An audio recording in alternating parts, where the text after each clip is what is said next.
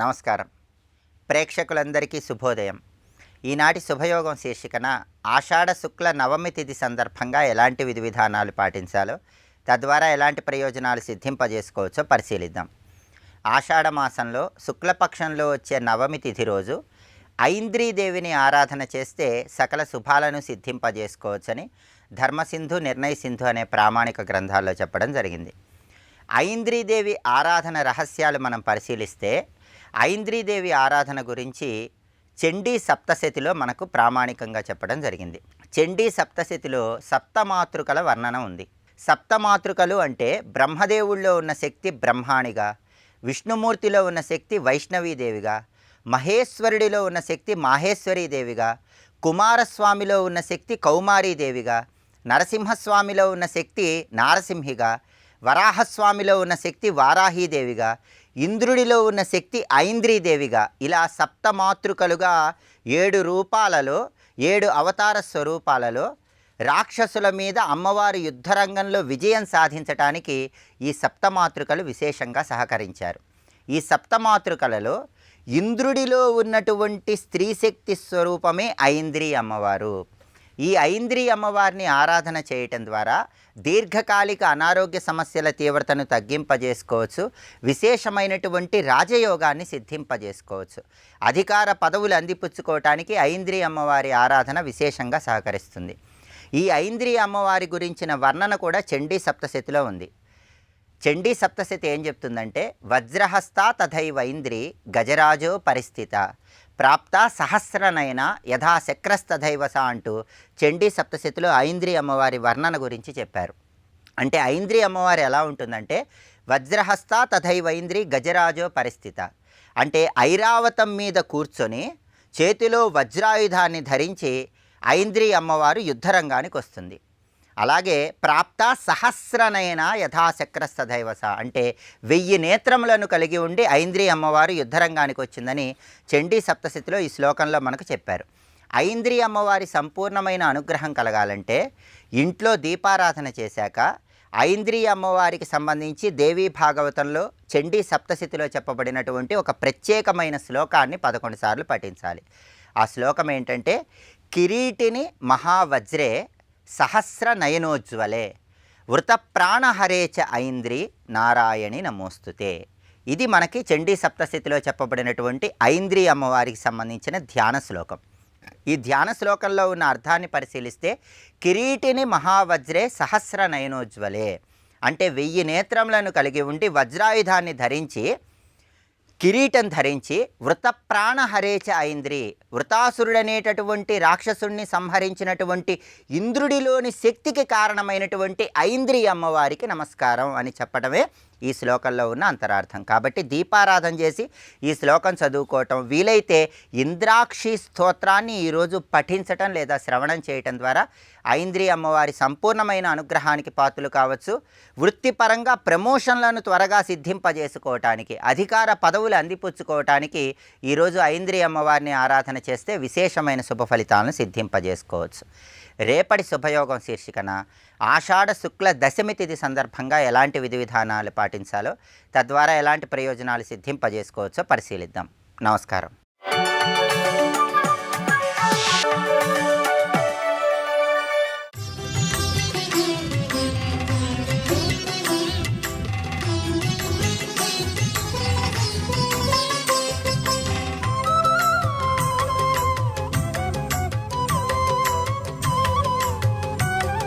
లక్ష్మీదేవి అలా చెప్పిందో వెంటనే ఏనుగు గారు బయలుదేరారు. వెళుతూ ముందుగా తపస్సు చేసుకోవడానికి మంత్రోపదేశం ఉండాలండి. గురువుని ఆశ్రయించాలి, మంత్రం పొందాలి, నియమబద్ధంగా సాధన చేయాలి. ఇంద్రుడికైనా సరే గురు కటాక్షం లేనిది విష్ణు కటాక్షం లేదు, తెలుసుకోండి. ఇక్కడ అది లక్ష్మీదేవి ఆజ్ఞాపించింది. అంటే ఆదేశం లక్ష్మీదేవి, ఉపదేశం ఎవరివ్వాలి? ఆవిడ భలే తిరకాసు పెడుతుందండి. ఇక్కడ ఎప్పుడైనా దేవతలకి రాక్షసులకి పడదు కదా. మన శత్రువు దగ్గరికి వెళ్ళి మంత్రోపదేశం పొందుంటే ఎలా ఉంటుందండి. ఇక్కడ ఈ దేవతలకు చెందిన ఇంద్రుడికి రాక్షసులకు చెందిన ఒక మహానుభావుడి దగ్గరికి వెళ్ళి మంత్రోపదేశం పొందమని చెప్పింది ఆవిడ. ఎవరైనా ప్రహ్లాదుడు అక్కడికి వెళ్ళి ప్రహ్లాదుడి దగ్గర ఉపదేశం పొందని చెప్పింది ఆ తల్లి. ఇక్కడ తిన్నగా ప్రహ్లాదుడి వద్దకు వెళ్ళి ప్రహ్లాదుడికి నమస్కారం చేసి మంత్రోపదేశం చేయమని అడిగాడు. పరమ భాగవతాచార్యుడైన ప్రహ్లాదుడు ఉపదేశించాడు మంత్రాన్ని ఇంద్ర భగవానుడికి. ఏమిటా మంత్రం అంటే 32 అక్షరాల నృసింహ మంత్రము. ద్వాత్రింశద్వర్ష్ణకలితం శీఘ్రసిద్ధిప్రదాయకం నారసింహ అనుష్ఠుభ మంత్రరాజం. అనుష్ఠుప్ ఛందస్సులో చెప్పబడ్డ మంత్రరాజాన్ని ఉపదేశం పొంది ఈ క్షేత్రానికి వచ్చాడు. హరిక్షేత్రంలో కూర్చుని తపస్సు చేస్తున్నాడు ఏనుగు రూపంతోనే. ఆ తపస్సు చేస్తూ ఉండగా ఎలా చేస్తున్నాడో తపస్సు చూడండి. ఎప్పుడు తపస్సు చేస్తున్నా మంత్రం జపిస్తున్నా దేవతా రూపాన్ని హృదయంలో ధ్యానించాలి. తన హృదయంలో ధ్యానిస్తున్నాడు. కొండకి హృదయం అంటే గుహ లాంటిదే కదా. ఈ హస్తిశైల రూపంలో ఉన్న ఇంద్రుడు తన హృదయ గుహలో నారాయణ్ణి ధ్యానిస్తున్నాడు. పరం పుమాం సన్నిహితం గుహాయాం ఉపనిషత్తు చెప్తాను చూడండి. ఇక్కడ హృదయ గుహలో తజ్ఞానకుశలత్వం హి హరిక్షేత్ర ప్రవేశదం అవసాచ్య భవేత్తత్ర మన్నాథధ్యానముత్తమం. నృసింహమంత్ర ఉపాసన పొందేడు గనకనే హరిక్షేత్రంలో ప్రవేశించగలిగాడు అన్నారు. ఇంకేం చెప్తాను చూడండి. ఇక్కడ నారసింహ మంత్రోపదేశ ప్రభావం చేతను హరిక్షేత్రంలో ప్రవేశించగలిగాడు ఇంద్రుడు. అంటే కొంతకాలం భగవంతుడు పూజ చేస్తే గాని క్షేత్రంలో ప్రవేశించే అదృష్టం రాదు మనకి. ఆ నరసింహ మంత్ర జపం వల్ల హరిక్షేత్రంలో ప్రవేశించి తపస్సు చేస్తూ ఉన్నాడు. అయితే ఇలా ఏనుగు దేహంతో ఉండిపోకూడదు, మళ్ళీ ఇంద్రుడు కావాలని తపస్సు చేస్తున్నాడు. కొంతకాలం తపస్సు చేశాక ఒక ఆశ్చర్యకరమైన అంశం జరిగిందయ్యా అంటున్నాడు మార్కండేయ మహర్షి. కథ చెప్తున్నాడు కదా. మహేంద్ర హృద్గతో విష్ణు ధ్యానరూపో నృసింహక గజదేహగతం శక్రం బద్వా హస్తాంబుజైర్హరి తన్నాగహృదయం భిత్వా బహిరేత్యసురాధిపం. ఎంత అందమైన మాట చెప్తున్నారు ఇక్కడ. హృదయ గుహలో నరసింహస్వామిని ధ్యానిస్తున్నాడు కదా. సాధారణ గుహలో సింహం ఉంటుంది కదా. ఇప్పుడు ఏనుగు కొండ రూపంలో ఉన్న ఇంద్రుడు హృదయం అనే గుహలో నరసింహం ఉందండి. ఇక్కడ స్తుహిశ్రుతం గర్త సదం యువానం మృగన్న భీమముపహత్నుముగ్రం అని చెప్పినట్లుగా హృదయ గుహలో ఉన్నటువంటి ఆ నరసింహస్వామి ఏం చేశారంటే ఇంద్రుడిని అనుగ్రహించాలని సంకల్పించుకున్నాడు. ఇంకే ఇతరికి ఏనుగు రూపం ఉండకుండా చేస్తాను అని ఆ ఏనుగు రూపంలో ఉన్నటువంటి ఇంద్రుడి యొక్క జీవుణ్ణి, ఆ తేజస్సుని తాను బయటికి తీస్తూ తన గోళ్లతో ఆ ఏనుగు కొండ దేహాన్ని అంటే ఏనుగు దేహాన్ని చీల్చుకుంటూ వచ్చాడు. ఆ ఏనుగు దేహాన్ని చీల్చుకుంటూ ఇంద్రుడిని బయటకు తీసుకొచ్చి పెట్టాడు. అక్కడ ఇలా నరసింహస్వామి చేత ఉద్ధరింపబడి ఏనుగు శరీరాన్ని విడిచిపెట్టి దివ్య తేజోమయ శరీరాన్ని పొందాడు ఇంద్రుడు. అమ్మయ్య అనుకున్నాడు. ఆ ఏనుగు శరీరం వదిలేసినందుకు ఇప్పుడు ఆనందం కలిగింది. ఇక్కడ ఆ శరీరాన్ని చూస్తూ వస్తూ ఉంటే విష్ణువు ఒక మాట అన్నాడు. నువ్వు ఆ శరీరం ధరించి అందులో గుహలో నన్ను ధ్యానించేవి గనక నీకు ఇప్పుడు శాపమోచన అయిపోయింది. కానీ ఆ శరీరంతో తపస్సు చేసేవి గనక ఆ శరీరం పవిత్రం. చూడండి, ఇక్కడ మామూలు ఏనుగు శరీరం కాదు, తపస్సు చేయడం వల్ల పవిత్రమైపోయింది. పవిత్రమయ్యింది గనక ఆ ఏనుగు శరీరమే ఇక్కడ కొండగా మిగిలిపోతుంది. ఆ కొండే హస్తిశైలం అని చెప్పబడుతుంది. ఇలా ఏర్పడింది. మీరు ఇప్పటికీ కూడా హస్తిశైలం చూడవచ్చు వెళ్ళి. ఈ హస్తిశైలం పైనే వరదరాజస్వామి వారు ఉన్నారు. ఇది తెలుసుకోండి. ఇక్కడ ఇదే ప్రధానమైన వైకుంఠంగా భావించాలి. ఇక్కడ ఇది హస్తిశైలం ఇప్పుడు తయారైంది కదా. చూడండి, ఇక్కడ ఈ హస్తిశైలం ఈ విధంగా ఏర్పడింది. అంటే ఇంద్రుడు ఏ ఏనుగు శరీరంతో తపస్సు చేసి నరసింహుని ధ్యానం చేసి తపస్సును పండించుకున్నాడో, నరసింహుని అనుగ్రహం నుంచి శాపవిమోచనం పొందాడో, ఆ ఏనుగు శరీరం శైలంగా మిగిలిపోయింది. ఇంద్రుడుగా స్వర్గానికి వెళ్ళిపోయాడు. ఇప్పుడు ఈ విధంగా ఇంద్రుడి శాపమోచనం కలిగింది. లక్ష్మీదేవి ఆదేశం, ప్రహ్లాదుడు ఉపదేశం, నరసింహస్వామి దయ, ఇంద్రుడు ఏనుగు శరీరం మన కోసం ఒక అద్భుతమైన పర్వతంగా మిగిలిపోయింది. కనుక వాళ్ళ శాపాలు లోకలీలలే. చూసారా? అందుకు లక్ష్మీ సరస్వతి వాళ్ళిద్దరి మధ్య జగడం మనకు ఉపకారం చేసింది. అందుకే దేవతలు చేసే పనులు ప్రపంచానికి ఉపకారం కలిగిస్తాయి. ప్రపంచానికి ఉపకారం కలిగించడం కోసం వాళ్ళు అలాంటి పనులు చేస్తారు కనుక వాటి పేరు లీలలు అంటారు. ఇక్కడ లీల అంటే ప్రపంచాన్ని ఉపకారం కలిగించడం కోసం భగవంతుడు చేసే పనులు లీలలు. ఇప్పుడు అర్థమైంది కదా. కనుక సరస్వతి లక్ష్మి లీల మనకు ఉపకరించింది. మొత్తానికి హస్తిశైలం ఏర్పడింది. హస్తిశైలం ఏర్పడ్డాక అద్భుతమైన విషయం ఒకటి చెప్తున్నారు ఇక్కడ. ఈ హస్తిశైలం ఏర్పడిన తర్వాత దివ్యమైనటువంటి ఒకానొక గోపురాన్ని ఏర్పరచాలని ఇంద్రుడు అనుకున్నాడు. అదే తర్వాత ఒక మహామందిరమై వచ్చింది. ఆ వచ్చిన తర్వాత చూద్దాం. మొత్తానికి ఇంద్రుడు ఈ పని చేసి వెళ్ళిపోతూ ఉంటే సరిగ్గా హస్తిశైలం మీద ఇద్దరు కనబడ్డారు. ఋషిపుత్రులు మహా తేజస్సుతో ఉన్నారు. వాళ్ళు కొండ మీద కూర్చొని ఆనందంగా కబుర్లు చెప్పుకుంటున్నారు. ఇద్దరు పిల్లలండి, బాలకులు. అంటే బాల్య దశ దాటి కౌమార దశలోకి వచ్చారు, పూర్తి యవ్వనంలోకి వెళ్ళలేదు. అలాంటి ఇద్దరిని చూశారు. వాళ్ళిద్దరూ మంచి తేజస్సుతో ఉన్నారు. వాళ్ళని చూసి ఇంద్రుడు అడిగాడు, మీరెవరు? ఇప్పుడు కొండ అంటే ఇదివరకుటి నా ఏనుగు శరీరం కొండగా మారింది, దీని మీద మీరు ఇప్పుడు తపస్సు చేసుకుంటున్నారు, మీ ఇద్దరు ఎవరు, మీ పేరేమిటి అని అంటే, నా పేరు హేముడు, ఈయన పేరు శుక్లుడు అని చెప్పారు. హేమ శుక్ల వాళ్ళిద్దరి పేర్లు. వీళ్ళు శృంగిబేరుడు అనేటువంటి మహాత్ముని యొక్క పుత్రులు. శాండిల్యస గోత్రానికి సంబంధించిన వాళ్ళు. అంటే పరిచయం చేసుకొని ఇలా చేసుకోవాలండి. వాళ్ళ సూత్రం ఏంటి, వాళ్ళ గోత్రం ఏంటో చెప్పుకోవాలి. దీన్ని ప్రవర చెప్పుకోవడం అంటాం. అది చెప్పుకున్నారు చక్కగా. మేము శాండిల్యస గోత్రీకులము, వైఖానస సూత్రులము. పైగా మేము వైఖానస సూత్ర శాస్త్రంలో మంచి పండితులు. మా గురువుగారు చాలా గొప్పవారు, గౌతమ్ మహర్షి అని విష్ణు భక్తుడు. ఆయన ఒకప్పుడు విష్ణు పూజ చేస్తూ ఉంటే మేము ఆయనకి సహకరించేవాళ్ళం. శిష్యుల పని ఏంటంటే గురువు పూజకు కావాల్సినవన్నీ సమీకరించడం. ఆయన భద్రానది జలాలను అభిషేకానికి తెమ్మన్నారు, విష్ణు అభిషేకం కోసం.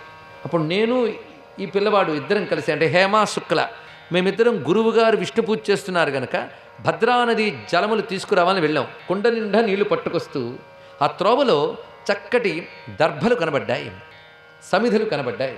అవి కూడా ఏరుకు వెళదాం అనిపించి కుండను ఒక చోట పెట్టి అవి ఏరుకున్నాం. అవి ఏరుకుని కొండ తీసుకువెళ్ళాం. మేము చూడలేదు. ఆ సందర్భంలో ఎక్కడి నుంచి ఒక బల్లి ఒకటి పడింది నీటి కుండలో.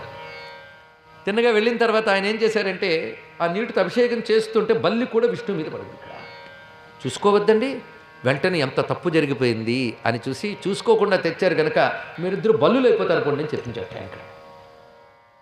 వెంటనే వాడు బంగారు బల్లి ఒకటి, తెల్ల బల్లి అయిపోయారు. ఇక్కడ బంగారు రంగు బల్లి ఒకటి, తెల్ల రంగు బల్లి. ఈ బల్లులం అయిపోయాం. బల్లుల మీద చెట్టు దగ్గర ఉండిపోయాం. మా అదృష్టం ఏంటంటే, అంతవరకు గురువుకి విష్ణు పూజలో సహకరించిన పుణ్యమో ఏమిటో, మా ప్రయత్నం లేకుండా హరిక్షేత్రానికి వచ్చేసాం. అది ఎందుకంటే ఒక తప్పు బల్లుల్ని చేసింది, కానీ అంతవరకు చేసిన పుణ్యం ఇంకొక కాపాడింది. ఇది పరిశీలించండి ఇక్కడ. స్వస్తి.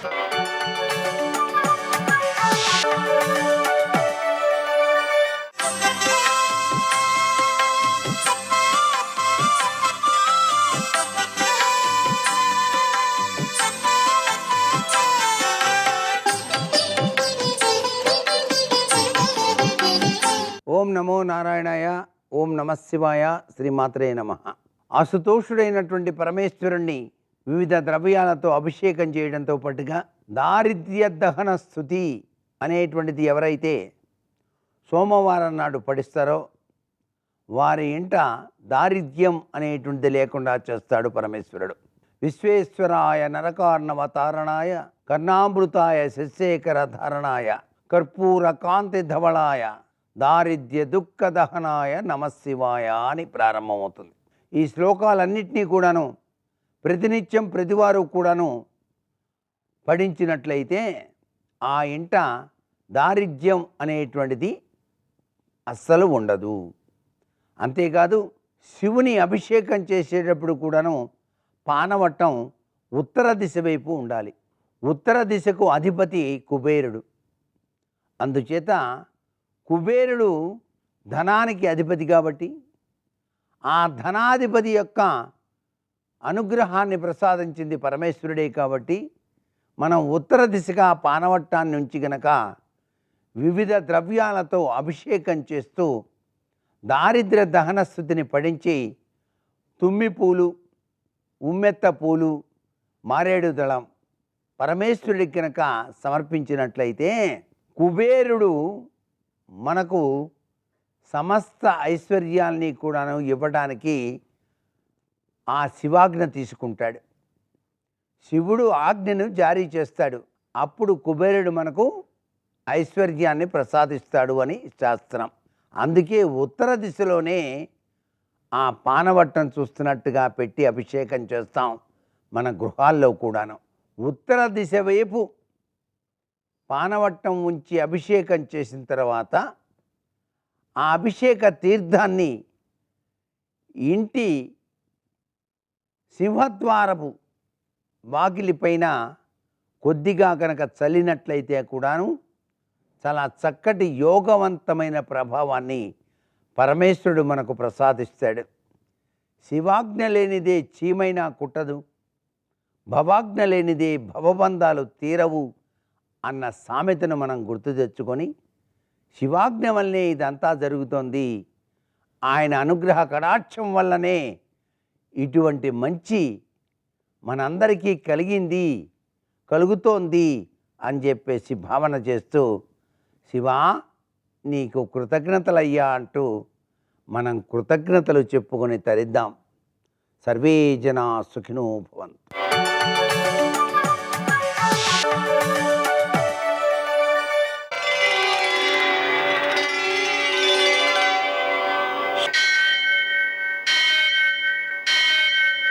सहस्रशीर्षं देवं विश्वाक्षं विश्वशम्भुवं विश्वं नारायणं देवमक्षरं परमं पदं विश्वतः परमां नित्यं विश्वं नारायणगुं हरिं विश्वमेवेदं पुरुषस्तद्विश्वमुपजीवति पतिं विश्वस्यात्मेश्वरगुं शाश्वतगुं शिवमच्युतं नारायणं महाज्ञेयं विश्वात्मानं परायणम्.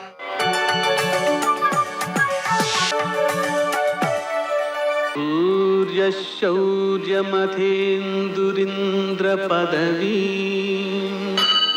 सन्मङ्गलं मङ्गलम्.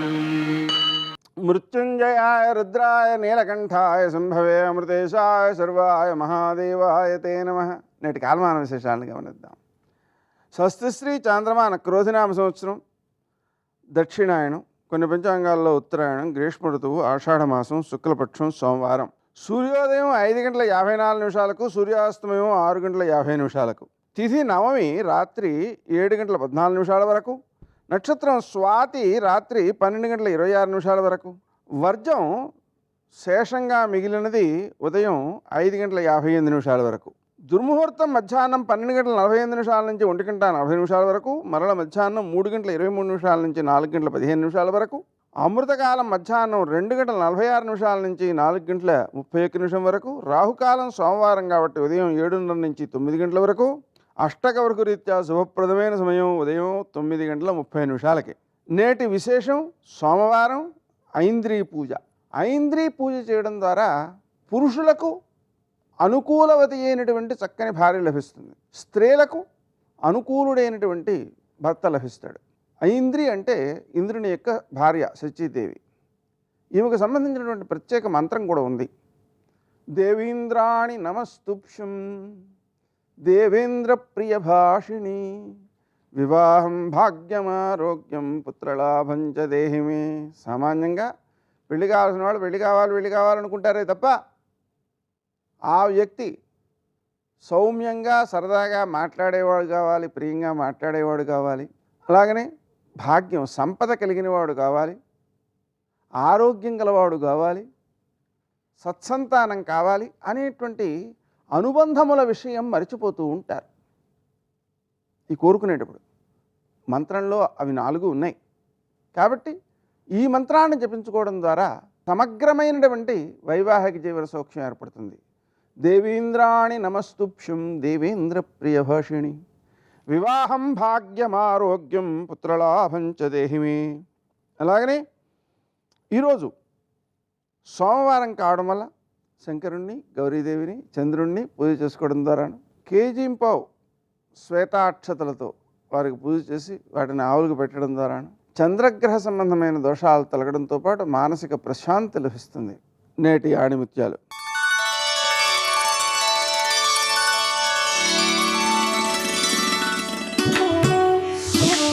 కొన్నిసార్లు మన మంచితనమే మనల్ని ఒంటరిని చేస్తుంది. అది మనకు అర్థం కాదు. అర్థమయ్యే సమయానికి మన దగ్గర ఏమీ ఉండదు.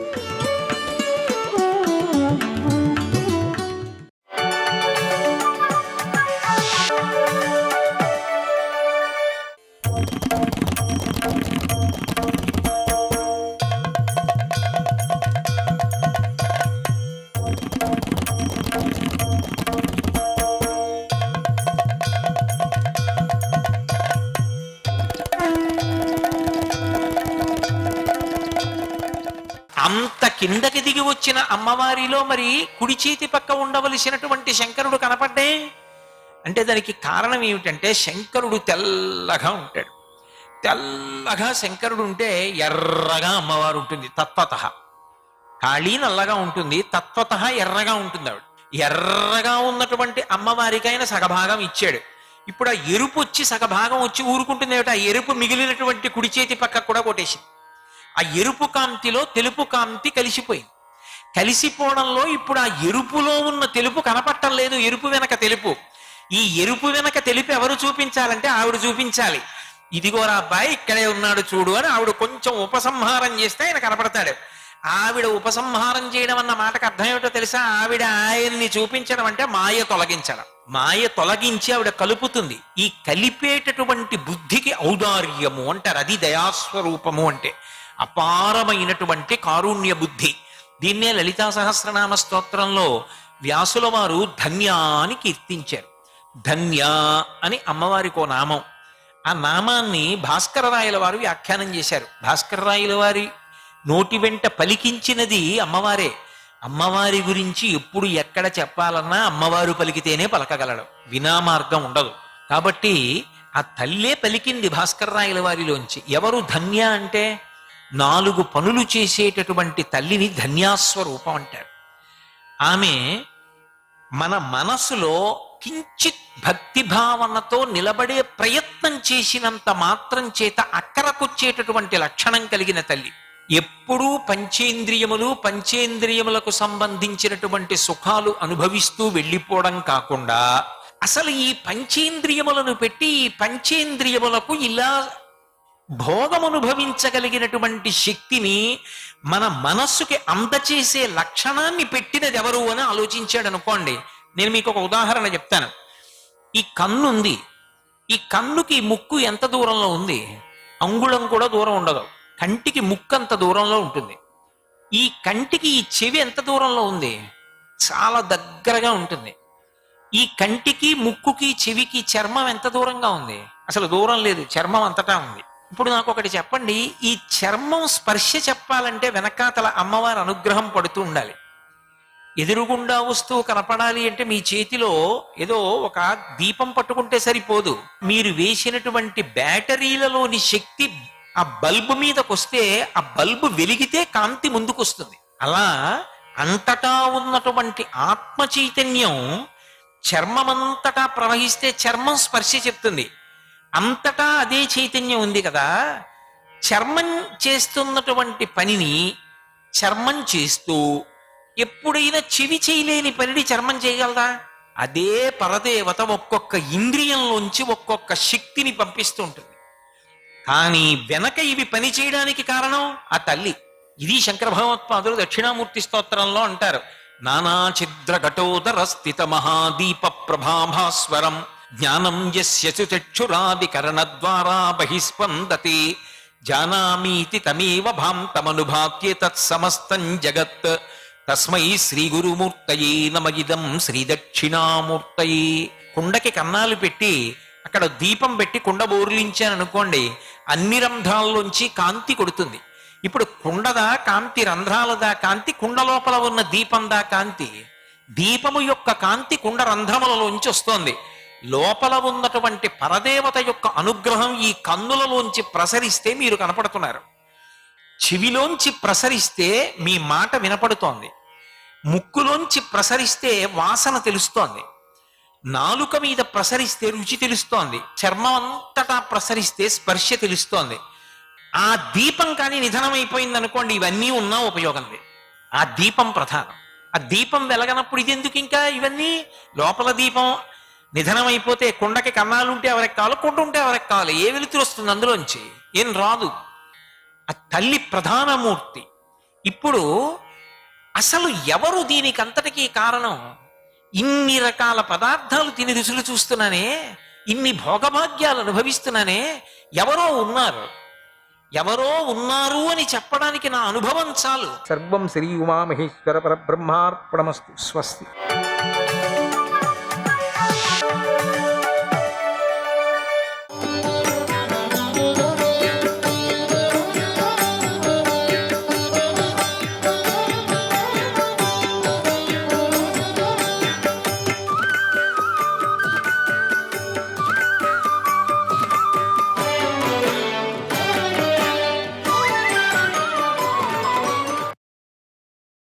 श्रोत्रियस्येव ते राजन् శ్రోత్రియస్యేవ తే రాజన్ మందకస్యా విపచ్చితః మందకస్యా విపచ్చితః అనువాకహతా బుద్ధిః అనువాకహతా బుద్ధిః నైషా తత్వార్థదర్శిని నైషా తత్వార్థదర్శిని. రాజా, తెలివి తక్కువతనము అవివేకము కల శ్రోత్రియుని బుద్ధి వేదాలు వల్లి వేసి మొద్దుబారినట్లు నీ బుద్ధి కూడా తత్వార్థం తెలుసుకోలేకపోతుంది. ఆలసత్వానికి అలవాటు పడినటువంటి నీ మనస్సు రాజధర్మాలకు అసూయపడుతోంది. ధృతరాష్ట్రుని కుమారుని మరణాన్ని గురించి ఇప్పుడు విచారిస్తే ఏం ఫలితం? నీవు తప్ప క్షత్రియ ధర్మం పాటించే మరెవరు బంధువుల మీద కూడా క్షమా దమా జాలి అక్రూరత చూపించడు. ఈ బుద్ధికి మాకు మొదట్లోనే తెలిస్తే అసలు ఆయుధమే పట్టేవాళ్ళం కాదు కదా. ఇప్పుడేంటి ఇట్లంటున్నావు? ఎవరిని చంపేవాళ్ళం కాదు కదా. నీ నుంచే కదా ఇంత చేస్తే నువ్వు వెళ్ళిపోతాను సంకలో పట్టుకొని అని అంటున్నావు. ఏమనుందా నీకు? శరీరం నిలుపుకొనేందుకు భిక్షమెత్తుకునే వాళ్ళం కదా మేము కూడా. ఆ రోజే వెళ్ళేవాళ్ళం కదా. మనం అనుకున్నాం కదా మనకెందుకు రాజ్యం ఇట్లే బిచ్చమెత్తుకుందాంలే అని చెప్పేసి. నీకోసమే కదా ఇంత కష్టపడ్డాము. రాజులకు ఇంత దారుణమైన యుద్ధం వచ్చేది కాదు కదా. పాపం ఈ అన్నమంతా ప్రాణానికే అని మేధావులు తెలుసుకున్నారు కదా. స్థావరం కానీ జంగం కానీ అంతా ప్రాణానికే భోజనం కదా. రాజ్యం గ్రహించే వాడికి ఎవరైనా శత్రువులుంటే వారు సహించదగిన వారే కదా అని ప్రాజ్ఞులైనటువంటి క్షత్రియ ధర్మవేత్తలు అంటారు కదా. వారు మన పట్ల దోషాన్ని చేశారు. మన రాజ్యానికి శత్రువులు. వారిని ధర్మ మార్గంలో చంపావు. ధర్మరాజా, నువ్వు ఈ భూమిని అనుభవించు. యతాకి పురుష కాత్వ కూపమప్రాప్య చోదకం పంకదిగ్ధో నివర్తేత కర్మేదం నస్తతోపమం.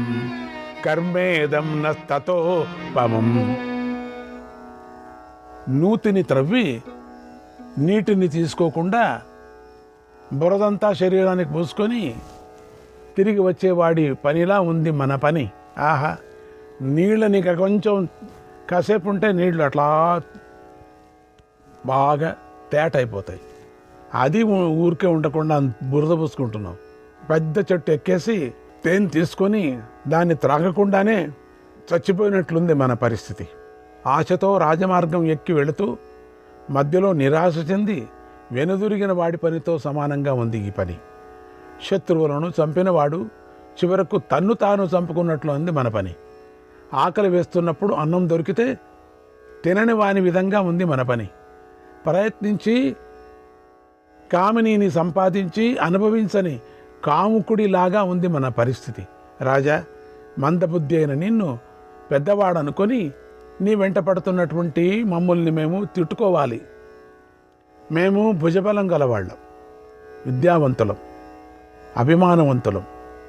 అయినా అశక్తులలాగా నీ మాట పట్టుకు తిరుగుతున్నాం మేమంతా.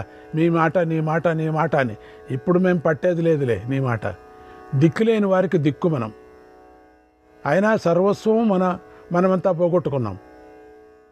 అర్థసాధన విషయమై ప్రజలు మనల్ని సందేహించకుండా ఎలా ఉంటారు? ఇది ఎలా ఉందో నీవే చూడు. ఆపత్కాలంలో కానీ, ముసలితనం పైబడిన వాడికి కానీ, శత్రువుల చేత దుర్గతి పాలైన వాడికి కానీ సన్యాసం కర్తవ్యాన్ని శాస్త్రం చెబుతోంది కదా. అందుచేత తెలివి గలవారు ఇక్కడ సన్యాసాస్త్రాన్ని ప్రశంసించరు. అందుకని సూక్ష్మంగా ఆలోచించేవారు దీన్ని ధర్మోల్లంఘనమని కూడా భావిస్తారు కదా. ఈ క్షత్రియ జాతిలో పుట్టి దాని మీద ఆసక్తితో దాన్నే ఆశ్రయించున్న మనం దాన్ని ఎలా నిందిస్తాం? బ్రహ్మ విధించినది సహజం కనుక ఆ బ్రహ్మ కూడా నిందింపదగిన వాడు కాడు. విద్యా ధనాలు లేని నాస్తికులు సత్యంలా భావించే అసత్య రూపమైన వేద వాద విజ్ఞానం ప్రచారం చేశారు. మౌనం వహించుకొని ధర్మం అనే నెపంతో దేహాన్ని తనకు తానే నియంత్రించుకునేవాడు చస్తాడు కానీ బ్రతకలేడు కదా. పుత్రులు, పౌత్రులు, దేవతలు, ఋషులు, అతిథులు, పితృదేవతలు వీరెవరినీ పోషించనవసరం లేని ఒంటరివాడు మాత్రమే అరణ్యంలో బ్రతకగలుగుతాడు కదా. అడవుల్లోని మృగాలు, పందులు, పక్షులు స్వర్గం పొందలేదే. ఇంకో విధంగా చెప్పాలంటే అటువంటి వాడిని ప్రజలు ఉత్తముడని చెప్పడం లేదు కదా. ఒకవేళ కర్మలు విడిచినంత మాత్రాన ఏ రాజైనా సిద్ధి పొందితే పర్వతాలు, చెట్లు కూడా వెంటనే సిద్ధి పొంది ఉండాలి కదా. ఎందుచేతనంటే ఆ పర్వతాదులు నిత్యము సన్యాసాన్నే స్వీకరించి ఉన్నాయి కదా, ఉపద్రవాలు లేకుండా ఉన్నాయి కదా, ఎవరి దగ్గర ఏమీ పుచ్చుకోవు కదా, అవి నిత్య బ్రహ్మచారులు కదా. మానవుడు తన సంపదల విషయంలో ఇతరులను సిద్ధిని పొందలేకపోయినప్పుడు తస్మాత్ కర్మైవ కర్తవ్యం, తస్మాత్ కర్మైవ కర్తవ్యం, నాస్తి సిద్ధి రకర్మణక, నాస్తి సిద్ధి రకర్మణక. కర్మమే కర్తవ్యం. కర్మ చేయని వానికి సిద్ధి లభింపదు. ముముక్షువులకు శరీర పోషణను మించిన కర్మ అవసరం లేదంటే చేపలు, రాళ్ళు మొదలైన జంతువులు కూడా సిద్ధి పొందాలి కదా. ఎందుచేతనంటే అవి తమను తామే పోషించుకోవాలి కానీ ఎవరూ వాటిని పోషించరు కదా. చూడు, ఈ లోకమంతా వారి వారి కర్మలతోనే నిండి ఉంది. అందుచేత కర్మలనే ఆచరించాలి. కర్మలు విడిచిన వానిని సిద్ధి, మోక్షము లేదు అని చెప్తున్నాడు. శ్రీకృష్ణాయ పరమాత్మనే నమః. 11వ అధ్యాయం. రాజ్యమంతా పరిత్యజించి నేను అడవికి వెళ్ళిపోయి నేను సన్యసిస్తాను అన్న ధర్మరాజుతో అర్జునుడు ఇలా అన్నాడు. భరతోత్తమ ధర్మరాజా, ఈ విషయంలో ప్రాచీనమైన ఇతిహాసం ఒకటి ఉదాహరిస్తారు. ఇంద్రుడికి తాపసులతో జరిగిన సంవాదం అది. ఒకప్పుడు సద్వంశంలో పుట్టిన బ్రాహ్మణ బాలకులు మీసం కూడా రాని వయసులో ఇళ్ళు విడిచి మళ్ళీ ఇంటికి రాకూడదు అనుకొని అడవులకు వెళ్ళారు. ఏ లోపము లేని ఆ సంపన్న బ్రహ్మచారులు ఇదే ధర్మం అని భావించి సోదరులను, తల్లిదండ్రులను విడిచి వెళ్ళారు. వారిని చూస్తే ఇంద్రుడికి జాలి కలిగింది. ఇంద్రుడు బంగారు పక్షి రూపంలో వచ్చి వారితో ఇలా అన్నాడు. సుదుష్కరం మనుష్యైశ్చ, సుదుష్కరం మనుష్యైశ్చ యత్కృతం విఘసాశిభిః, యత్కృతం విఘసాశిభిః. విఘసం అంటే యజ్ఞంలో మిగిలిన అన్నం. అంటే తినే మనుష్యులు చేసే పని ఇతరులు ఎవరూ చేయలేరు. అటువంటిది ఈ కర్మ చాలా పుణ్యప్రదమైనటువంటిది. ధర్మం మీద శ్రద్ధతో అన్నిటినీ సిద్ధి చేసుకున్నవారు సద్గతి పొందారు. వారి జీవితం ప్రశస్తమైనది అన్నాడు. అప్పుడు ఋషులు ఇలా అన్నారు. అహోబతాయం శకునిః, అహోబతాయం శకునిః విఘసాశాన్ ప్రశంసతి, విఘసాశాన్ ప్రశంసతి. అస్మాన్నూనమయం శాస్తి, అస్మాన్నూనమయం శాస్తి. వయంచ విఘసాశినః, వయంచ విఘసాశినః. ఓహో, ఈ పక్షి విఘసాసులంటే యజ్ఞంలో మిగిలిన అన్నం తినేవారును ప్రశంసిస్తుంది. నిజంగా ఇది మనకు బోధ చేస్తుంది. మనం విఘసాసులమే కదా, యజ్ఞంలో మిగిలిన అన్నం తినేవారమే కదా అన్నారు. అప్పుడు ఆ పక్షి ఇలా అంది. బురద పూసుకొని రజోగుణంతో ఎంగిలి కూడా తినే బుద్ధిహీనులు మీరు. నేను మిమ్మల్ని ప్రశంసించడం లేదు. విఘసాసులు వేరే ఉన్నారు అంది. అప్పుడు ఋషులంతా ఇలా అన్నారు. ఇల్లు వాకిలి విడిచిపెట్టడమే అన్నిటికంటే శ్రేయప్రదమని అనుకొని ఉపాసిస్తున్నామో పక్షి, ఇంతకంటే గొప్ప శ్రేయస్కరమైంది ఏదో చెప్పు, శ్రద్ధగా నీ మాటను పాటిస్తామన్నారు. అప్పుడు ఆ ఇంద్రుడు రూపంగా ఉండేటువంటి పక్షి ఇలా అంటుంది, మీతో వేరు చేసి నన్ను శంకించకపోతే నేను మీకు ఉన్నట్లు హితమైన మాట చెబుతాను అంది. నన్ను ఏ విధంగా కూడా విమర్శించకపోతే నేను చెప్తాను మీకు అనేది. అందుకు ఋషులంతా ఇట్లా అన్నారు, ఖండితంగా నీ మాట వింటాం, మాకు నీ పద్ధతులు తెలుసు ధర్మాత్మ, నీ మాట మీద నిలబడతాం, మమ్మల్ని ఆజ్ఞాపించు అన్నారు. ఎందుకంటే పక్షి నువ్వు మాట్లాడుతున్నావు. అప్పుడు పక్షి ఇలా అంది, చతుష్పదాం గౌఘ ప్రవర లోకానాం కాంచనం వరం, లోకానాం కాంచనం వరం, శబ్దానాం ప్రవరో మంత్రక, శబ్దానాం ప్రవరో మంత్రక, బ్రాహ్మణో ద్విపదాం వరగ, బ్రాహ్మణో ద్విపదాం వరగ. 4 కాళ్ళున్న ప్రాణులలో ఆవు చాలా ఉత్తమమైంది. 4 కాళ్ళు ఉండే ప్రాణులలో చాలా 4 కాళ్ళు ఉన్నాయి కదా. గోవు చాలా ఉత్తమమైంది. లోహాలలో బంగారం చాలా ఉత్తమైంది. శబ్దాలలో మంత్రం ఉత్తమైంది. 2 కాళ్ళున్న జంతువుల్లో బ్రాహ్మణుడు ఉత్తముడు. బ్రాహ్మణుడికి ఈ మంత్ర జాతకర్మ నుండి విధింపబడుతుంది కదా. జీవించి ఉన్నంత కాలమే కాకుండా శ్మశానం చేరేదాకా ఆయా కాలాల్లో బ్రాహ్మణుడికి మంత్ర సంస్కారం వర్ధిస్తుంది.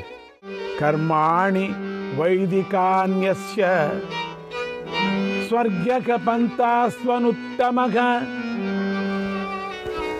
వేదం చెప్పిన కర్మలు ఆచరించడం మానవునికి స్వర్గం కలిగించే ఉత్తమ మార్గం. వేదాన్ని అనుసరించాలా అని చెప్తున్నారు. వేదంలో మనం చేసే పనులన్నీ విడదీసి చెప్పారు కూడా. అసలు మనం చేసే పనులంతా వేదమే, అదే సాక్షి మనకు. అట్లా కాకపోతే మంత్రసిద్ధులైనటువంటి కర్మలను నా పూర్వులు ఎందుకు చేశారు?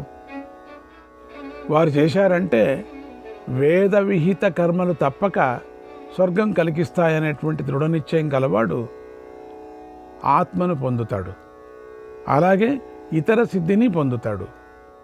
నెలలు, పక్షాలు, ఋతువులు, సూర్యుడు, చంద్రుడు, తారకులు అని పూర్వులు చేసిన విభాగం ఆ సిద్ధుల కోసమే కదా. కర్మలనే అనేటువంటి పేరుతో ఈ సిద్ధులను సర్వభూతాలు కోరుతూ ఉంటాయి. అటువంటి కర్మలను సిద్ధి క్షేత్రము పుణ్యప్రదము అయినటువంటి గృహస్థాశ్రమమే గొప్పది. అతగే కర్మ నిందంతగా, అతగే కర్మ నిందంతగా, మనుష్యాః కా పథం గతాః, మనుష్యాః కా పథం గతాః, మూఢానామర్థహీనానాం, మూఢానామర్థహీనానాం తేషామేనస్తు విద్యతే, తేషామేనస్తు విద్యతే. అలా కాకుండా కర్మను నిందిస్తూ చెడు మార్గంలో వెళ్ళి మూఢులై ప్రయోజనాలు పొందని వారికి పాపమే మిగులుతుంది కదా. నియమాలన్నీ కూడా నిందిస్తే వాళ్ళు ఇష్టం వచ్చినట్టు నియమాలు చేసుకోవటం, ప్రాణానికి సంబంధించినటువంటిది, సుఖానికి సంబంధించినటువంటి నియమాలు. మేము అప్పటి నుంచి ఇదే చేస్తున్నామని తప్పే చెప్పటం, అబద్ధాలే చెప్పటం, అంతే. అట్లా కొంతమంది అట్లా వెళ్ళిపోయి పాపానికి వెళుతున్నారు, అంటే నరకానికి వెళతారు.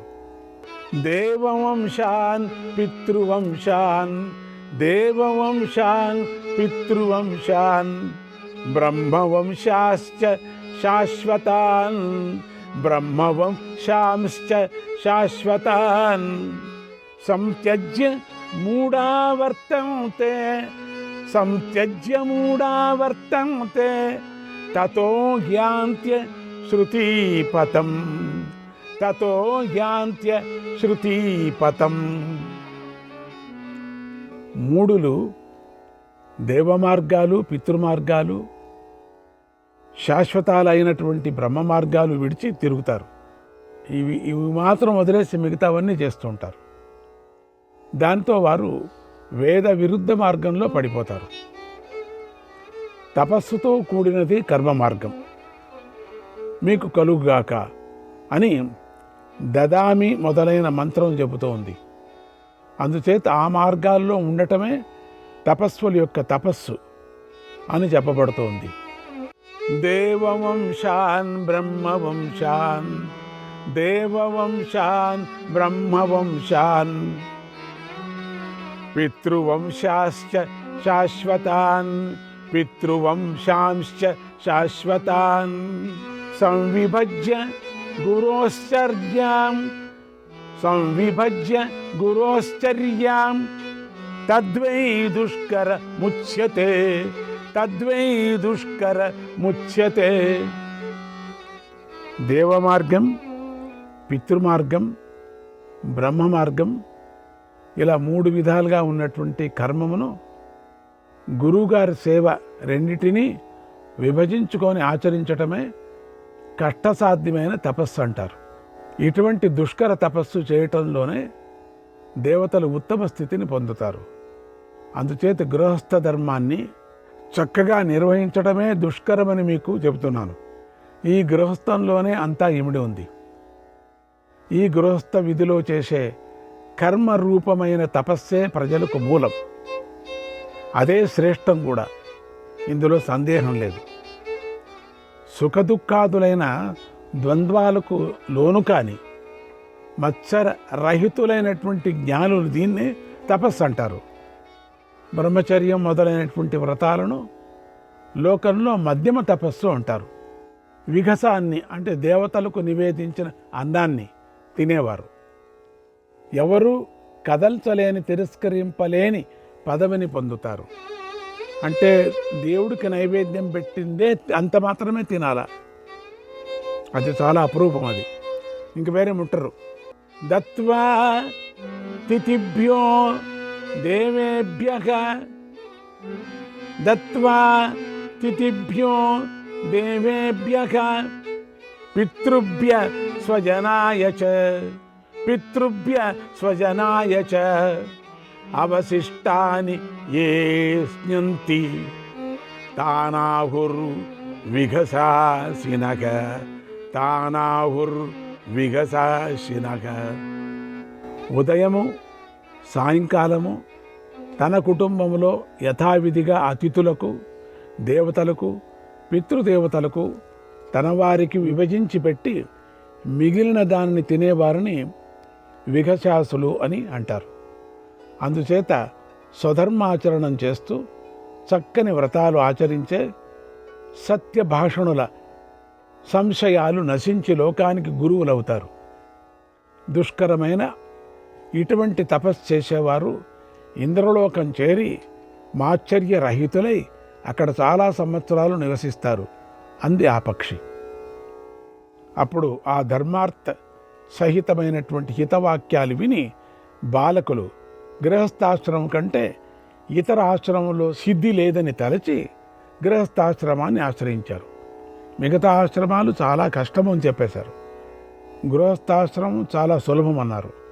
అందువల్ల సర్వజ్ఞ, నరోత్తమ, స్థిరమైన ధైర్యం వహించి శత్రురహితమైన ఈ భూమినంతటిని పాలించు అన్నాడు అర్జునుడు. శ్రీకృష్ణాయ పరమాత్మనే నమః.